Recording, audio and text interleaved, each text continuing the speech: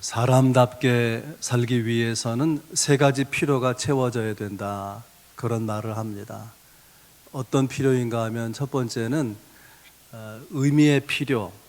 그러니까 사람은 밥만 먹고 살 수가 없는 거죠. 내 존재, 내 인생은 의미가 있다. 내가 왜 사는지, 무엇을 위해 사는지 그것을 알고 삶의 보람을 느끼고, 그럴 때 사람은 행복할 수가 있는 것이죠. 두 번째 필요는 안정의 필요. 문제는 우리가 살아가는 삶 가운데 어디에도 진정한 안정은 없지 않습니까? 그 참된 안정은 그리스도 안에, 하나님 안에 있는 것이죠. 세 번째 필요는 소속의 필요. 그러니까 어딘가에 소속되어서 교제를 나누고 친밀함을 느낄 때에 행복을 경험하게 되는 것이라는 거죠. 고독해서는 행복할 수가 없는 것이죠.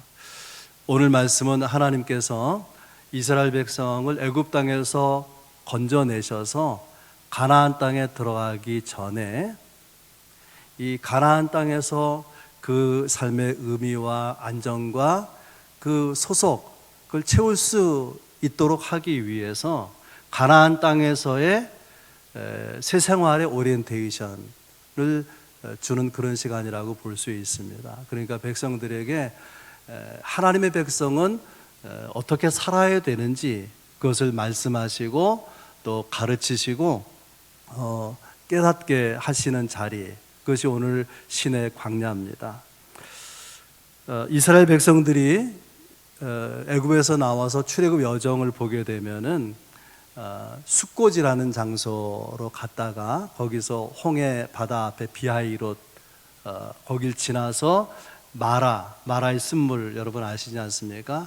마라를 지나서 또 오아시스 엘림을 지나서 바로 직전엔 르비딤을 거쳐서 신의 광야에 들어오게 됩니다.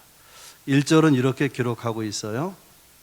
3개월이 되던 날 그들이 신의 광야에 이르니라.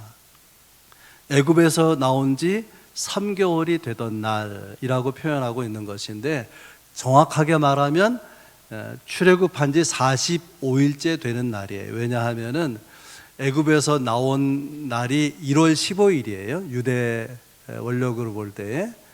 그리고 여기 3개월이 되던 날, 그 말은 3개월, 셋째 달 월삭 3월 1일을 말하는 것이니까 1월 15일 출발해서 3월 1일 날 신의 광야에 이르게 되었다면 45일 걸리게 된 것이죠. 사람이 이렇게 걷는 보폭으로 볼 때에 1시간에 4km를 걷는다 그래요. 그런데 보통 하루의 일과를 8시간으로 볼 때 8시간을 걸으면 몇 킬로를 걷죠? 32km. 그런데 이 애굽에서부터 신의 광야까지 거리가 320km라고 하는 거예요. 그러면 하루에 시속 4km로 8시간을 걸으면 며칠 걸릴까요? 열흘 걸리죠, 열흘. 그런데 그 중에 어린아이도 있고 또 여자도 있고 노인도 있고 연약한 사람도 있다는 것을 가정할 때에 2배로 잡아도 20일이면 애굽에서 나와서 신의 광야에 도착할 수 있는데 며칠 걸렸다고요? 45일 걸렸어요. 45일. 이스라엘 백성이 애굽에서 나와서 저들이 걸어가는 여정의 환경은 광야입니다. 어디를 둘러봐도 광야만 보이는 거예요. 옮겨서 다른 지역을 가도 그 광야가 그 광야고 그 광야가 그 광야인 거예요. 지금 신의 광야에 이르렀는데 신의 광야도 별반 다를 바 없는 광야일 뿐인 것이죠. 이스라엘 백성들이 이 광야를 지나는 목적지는 가나안 땅 아닙니까? 하루라도 빨리 가나안 땅에 이르고 싶은데 이 광야 여정이 길어지고 있는 것입니다. 중요한 것은요, 얼마나 빨리 가나안 땅에 들어가느냐, 그것이 아니라 가나안 땅에서 그 필요를 채울 수 있도록 합당한 삶의 태도를 훈련하는 것, 삶의 태도를 가지는 것이 중요한 거예요. 어쩌면 가나안 땅 자체보다도 가나안 땅에서 하나님 백성이 살아가는 삶의 태도가 훨씬 더 중요하다, 그런 생각을 하게 됩니다. 그래서 하나님께서 어떻게 하시는가, 그것이 오늘 여러분과 나누려고 하는 내용인데, 세 가지 내용이 있어요. 하나님께서 인도하시고, 인도한 다음에 하나님의 백성을 부르시고, 부르신 그 백성과 언약을 체결하시는 것이 오늘 본문의 내용인데요. 어떤 신학자는 그래서 이 본문을, 출애굽기 19장 1절에 6절을 성경 전체 요약이다, 그렇게까지 말하는 사람이 있어요. 성경 전체 가장 중요한 본문이 오늘 19장 1절 6절이다, 그렇게 말하는 사람도 있습니다. 어떤 내용인지 함께 나누겠습니다. 첫 번째는 독수리 날개로 인도했다. 4절에 나오죠. 독수리 날개로 너희를 업어 내게로 인도하였음을 너희가 보았느니라. 독수리가 날개를 쫙 펴고 그 위에 어린 새끼를 그 날개 등에 태우고 날아가는 모습, 얼마나 아름다운 장면입니까? 마치 어미 독수리가 새끼 독수리를 업어서 나르는 것처럼 하나님이 이스라엘 백성을 업어 날라서 이 시내 광야까지 왔다, 그런 말씀입니다. 문제는 이스라엘 백성도 그렇게 여기는가? 전혀 그렇지 않습니다. 이스라엘 백성이 홍해 바다 앞에 있었을 때 얼마나 절망적입니까? 물 없는 광야에 이르렀을 때 얼마나 답답했겠습니까? 르비딤이 물이 없는 광야였거든요. 거기서 막 원망하고 그러지 않았습니까? 이스라엘 백성들이 어려운 현실을 광야에서 맞닥뜨릴 때마다 그들은 마음이 무너지죠. 비관하고 불평하고 지도자 모세를 원망하고. 이유가 뭘까요? 이유를 찾는다면 단 한 가지, 저들이 하나님을 신뢰하지 못했다는 거예요. 100% 신뢰하지 못했다는 거예요. 그것은 우리도 마찬가지 아닙니까? 우리도 조금만 힘들면 하나님의 사랑을 의심하고 하나님의 존재를 의심합니다. 그래서 삶 가운데 받은 상처는 너무나 쉽게 떠올려지고 우리에게 주신 하나님의 은혜는 너무나 쉽게 잊어버리고 우리가 살고 있는 것이죠. 하나님은 전능하시다고 하는데 왜 나를 도와주시지 않는가? 조금만 도와주시면 이 어려운 과정은 없어도 될 것 같은데 왜 하나님은 가만히 계시는 것인가? 독수리 날개를 업어 인도했다고 하는데 내가 그렇게 힘들고 어려워하고 아파하던 그때 도대체 하나님은 무엇을 하셨습니까? 어디에 계셨습니까? 이것이 우리가 하나님께 대해서 때로 갖게 되는 마음인 것이죠. 여러분, 그러나 우리가 분명히 알아야 될 것은 그런 시간, 내가 답답해하고 힘들어한 그 시간이 하나님께서 우리를 단련하신 시간이라는 것을 여러분 꼭 아시기를 바랍니다. 왜냐하면 성경에서 독수리 날개라고 하는 표현이 뭘 의미하냐면 하나님이 자기 백성을 훈련하시는, 단련하시는 것과 연결되어서 나타난다는 거예요. 독수리는 둥지를요 높은 바위 암벽 벼랑에다가 만든다 그래요. 누가 함부로 건드리지 못하도록, 혹은 아주 높게 자란 높은 나무 가지 위에다가 둥지를 튼다고 합니다. 그래서 알을 낳고 부화하잖아요. 4개월 정도 자라면은 이 새끼 독수리가 독립을 하게 되는데 그 독립해야 되는 때가 되면은 어미 독수리가 이런 행동을 하는 거예요. 그 둥지에 깔아둔 부드러운 깃털, 그걸 걷어내는 거예요. 쥐를 잡아서 먹고 그 쥐 가죽을 그 둥지에 깔아놓는, 얼마나 이게 질기고 또 깃털로 덮으면 푹신합니까? 그걸 다 걷어내면 둥지를 만들기 위해서 만든 그 가시나무만 남는 거죠. 그 따갑잖아요? 그러면 죽겠다고. 그래서 이제 따갑지 않은 쪽으로 찾다 보면 둥지 위쪽으로 나오게 되고 까딱 잘못 떨어지는 거죠. 안 떨어지면은 어미 독수리가 밀어가지고 떨어뜨리는 거예요. 그러면 안 죽으려고 막 발버둥을 치면서 날갯짓을 하잖아요. 그러면서 이렇게 혈액이 날개 쪽지에 공급이 되면서 날개가 힘을 얻게 되는 것인데, 어미 독수리가요, 새끼 독수리가 땅에 떨어져 죽기 직전에 급강하해서 날개를 펴서 그 날개로 새끼 독수리를 업어서 올라가는 거예요. 그 다음에 떨어뜨리고 또 주워 올리고 떨어뜨리고 주워 올리고. 언제까지 할까요? 이 새끼 독수리가 자기 날개로 날개를 저어서 하늘을 날 수 있을 때까지 훈련한다는 것입니다. 하나님이 이스라엘을 그렇게 인도하셨다는 거예요. 그냥 편안하게만 광야를 가도록 한 것이 아니라 그렇게 하나님이 인도하셨다. 물이 없는 광야, 홍해 바다 앞에 서는 것, 이것은 마치 벼랑에서 떨어진 것 같은 그런 경험 아니겠습니까? 하나님께서 이스라엘을 독수리 날개로 업어서 인도하는 것처럼 그렇게 인도해서 여기까지 오셨다는 것입니다. 우리는요, 우리가 원하는 일이 한순간에 이루어지기를 바라고, 그것이 이루어지는 과정에 여러 가지 어려움들, 또 여러 가지 불편한 것들을 거치지 않고 그 과정을 생략하고 원하는 것을 성취하기를 바라는 마음이 있는데, 하나님은 그렇게 우리에게 복 주시지 않는다는 것입니다. 우리의 필요를 채우고 우리가 행복할 수 있도록 하기 위해서 반드시 있어야 되는 과정에 훈련이 있다는 거예요. 훈련. 그래서 훈련해서 독수리 날개로 업어서 어떻게 하느냐, 이렇게 되어 있죠. 너희를 업어 어디로 인도했다고요? 내게로, 하나님에게로. 그래서 오늘 설교 제목이 그 하나님에게로 인도하는 거예요. 애굽에서 나오는 것이 목적이 아니라 하나님에게로 가는 게 목적이에요. 구원은 죄에서 떠나는 것, 마귀에게서 벗어나는 것만이 목적이 아니고 하나님께로 가는 데 있는 것입니다. 근데 하나님께로 가는데 가장 큰 장애물이 뭘까요? 마귀의 역사도 있고요, 유혹도 있고 여러 가지 삶의 시련도 있는데, 우리가 하나님께로 가는 데서 가장 큰 장애물은 자기 자신이에요. 내가 하나님의 말씀에 순종하고 싶어 하지 않는 거예요. 하나님을 온전히 신뢰하고 가까이 섬기기를 원하지 않는 것입니다. 그러면 광야가 길어지는 거예요. 20일이면 갈 수 있는 광야가 길어지는 거예요. 하나님이 일부러 너희들 천천히 가, 길을 막으신 것이 아니라 저들의 불순종, 저들이 자원해서 주님께로 가까이 가려는 마음이 약하기 때문에 시간이 길어지는 것뿐이죠.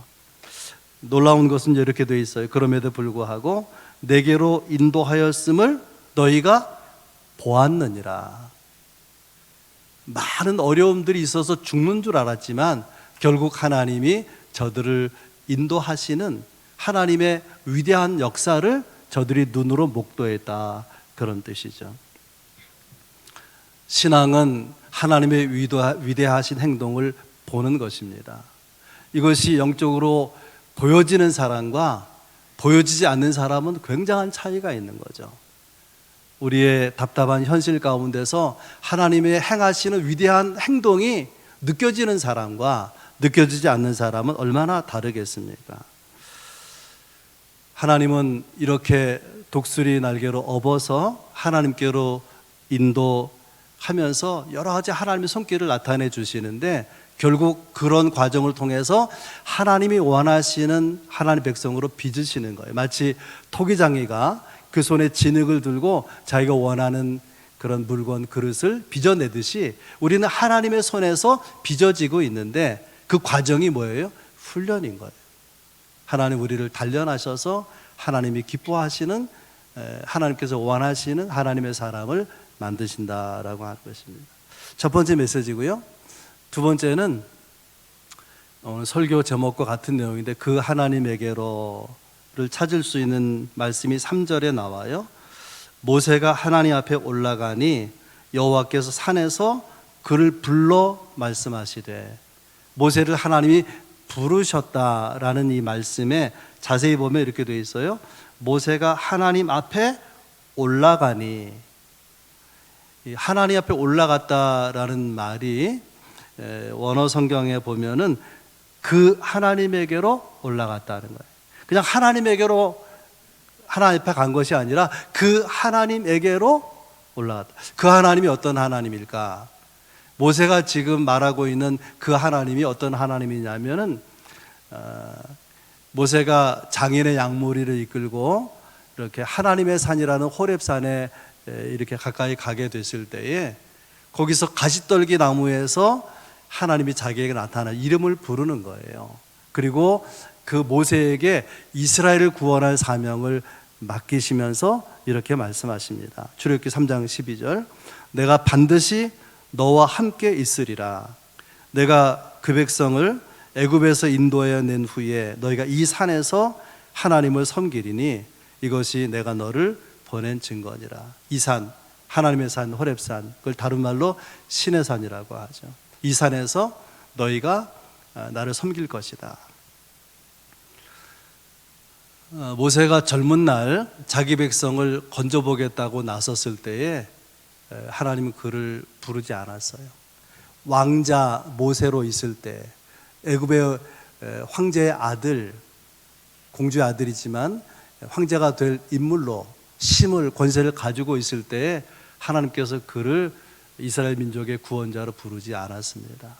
오히려 인간적인 자원이 다 빠져버리고, 그리고 자기의 존재가 부서진 것처럼 여겨지는 나이 80이 된 때에 하나님께서 이스라엘 구원의 사명을 모세에게 맡기십니다. 자연히 모세가요, 자신이 없죠. 그래서 난 못합니다. 그래도 하라고 하니까 나는 그런 인물이 못 됩니다.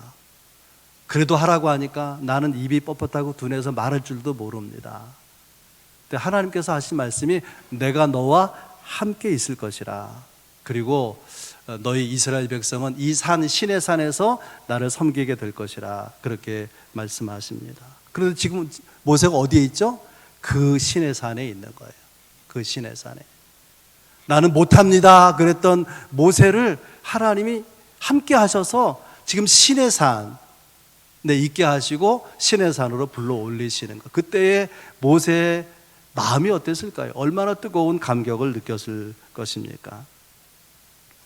모세에게 전에 신의 산은요, 할 수 없다 산이에요. 나는 못합니다. 나는 그럴 만한 인물이 못 됩니다. 나는 말주변도 없습니다. 자신 없어 하던 산이죠.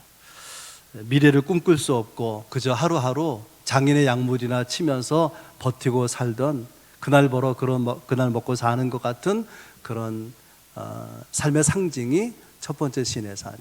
다시 오르게 된 신의 산은 어떤가? 하나님의 함께 하심 가운데에서 그는 이스라엘 민족의 구원자로, 이스라엘 민족의 그 인도자로, 지도자로 서 있지 않습니까? 여러분, 우리도 마찬가지죠. 우리가 하나님의 임재 가운데 있을 때는요, 삶이 달라지는 거예요. 지나온 과거가 재해석이 되고요, 오늘을 살아갈 힘을 하나님의 임재 가운데서 발견하게 되는 것이죠. 그래서 내가 할 수 있느냐 없느냐, 그건 별로 중요하지 않아요. 중요한 것은 하나님의 함께 하심이 있느냐, 이게 중요한데 모세에게 말씀하시잖아요. 내가 너와 함께 있을 것이라, 그러니 염려하지 말라고 하는 것이죠. 그 모세를 신의 산으로 불러 올리신 하나님이 요구하시는 것이 뭐냐면 너희는 예배자가 되라는 거예요. 1절서부터 보면 1절에 신의 광야에 이르니라, 2절에 신의 광야에 이르러 그 광야에 장막을 치되, 그 광야 어떤 광야죠? 신의 광야. 1절, 2절에서 세 번이나 신의 광야를 의도적으로 언급하고 있어요. 무슨 말이냐면 이스라엘 백성이 어쩌다 보니까 신의 광야에 이른 것이 아니라 신의 광야에 이르도록 강하게 하나님이 이끄셨다고 하는 것입니다. 그러면 왜 하나님은 신의 광야로 인도하신 것이냐? 이유가 출애굽기 3장 12절에 있어요. 너희가 이 산에서 하나님을 섬기리니 이것이 내가 너희를 보낸 증거니라. 모세가 사명을 받던 산, 이 산, 신의 산에서 이스라엘 백성들은 하나님을 예배하게 될 것이라.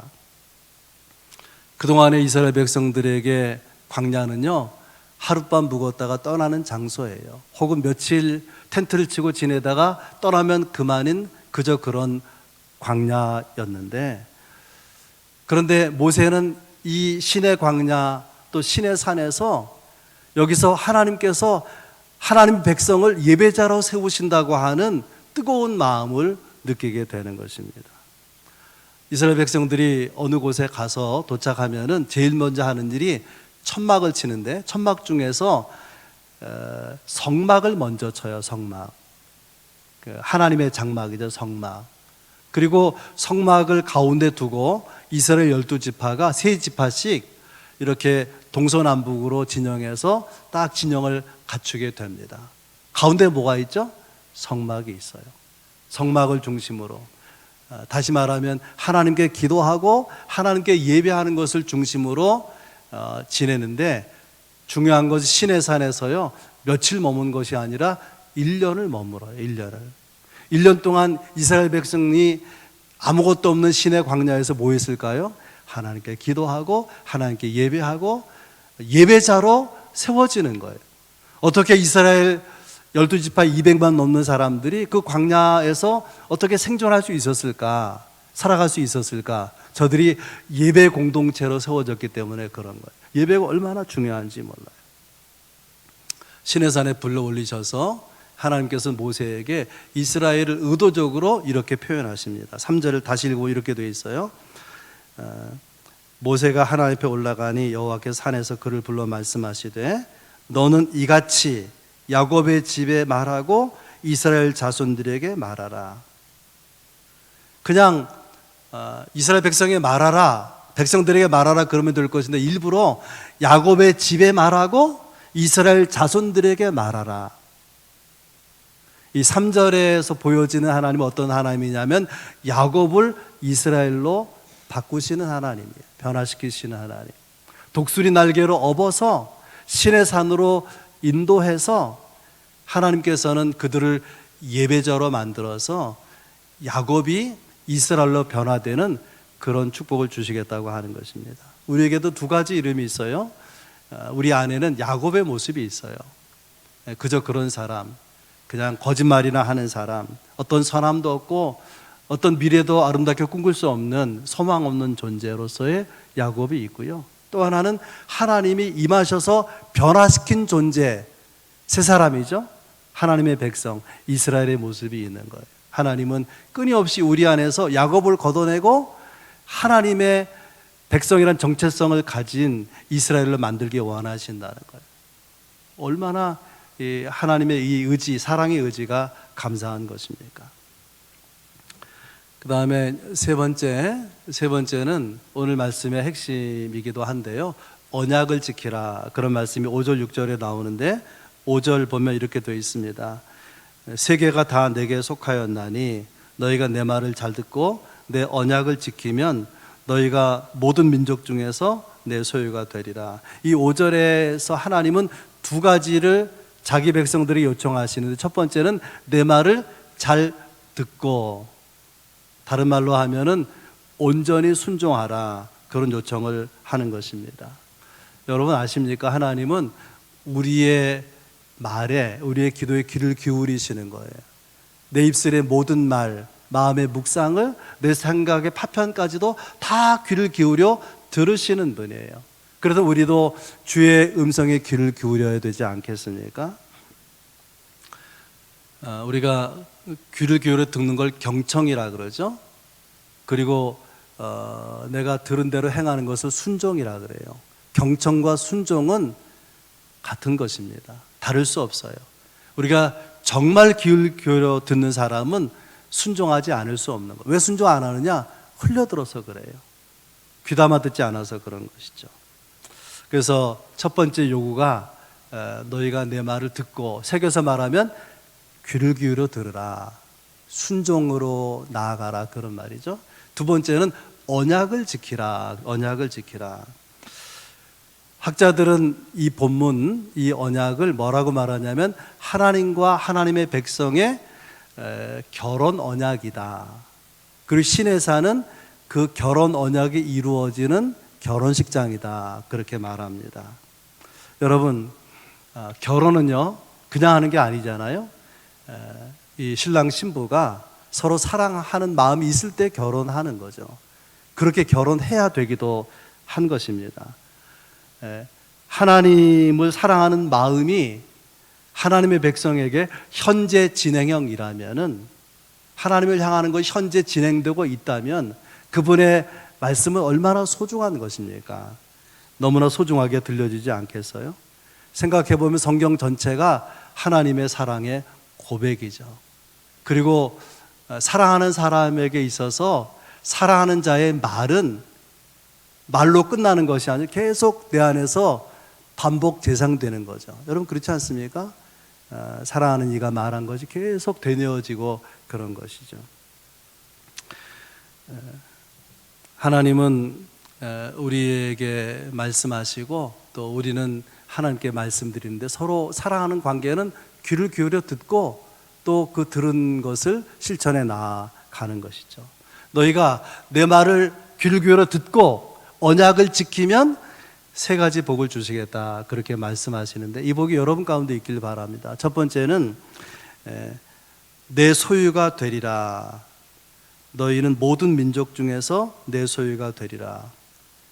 근데 이 말씀을 잘 보면요, 세계가 다 내게 속하였나니 모든 이 지상의 것들은 다 하나님의 것이에요. 하나님의 세계가 다 내게 속하여 하나님에게 속해 있어. 하나님의 소유인데 모든 민족 중에서 너희는 내 소유가 되겠고, 소유 중에 소유, 다른 말로 하면 특별한 소유.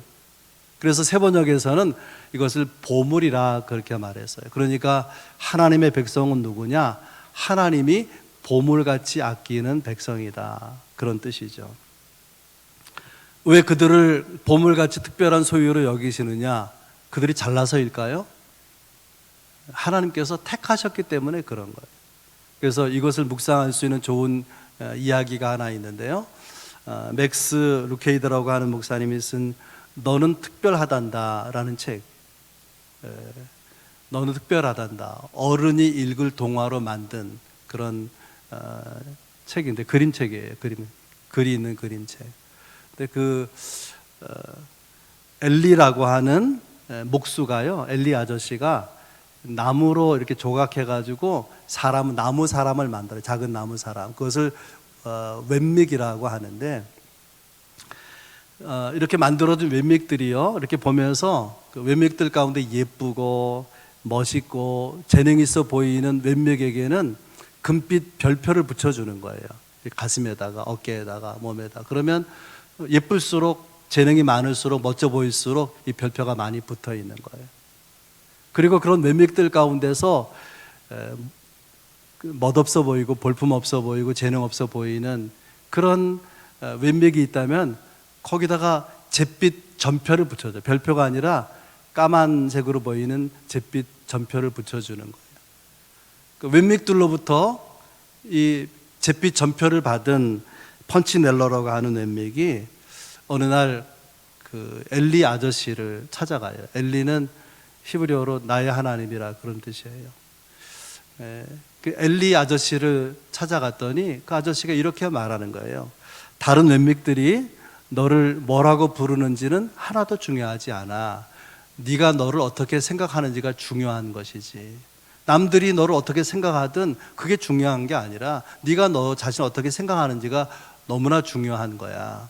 너는 나에게 매우 특별하단다. 왜냐하면 내가 너를 만들었으니까. 너는 나에게 소중하다.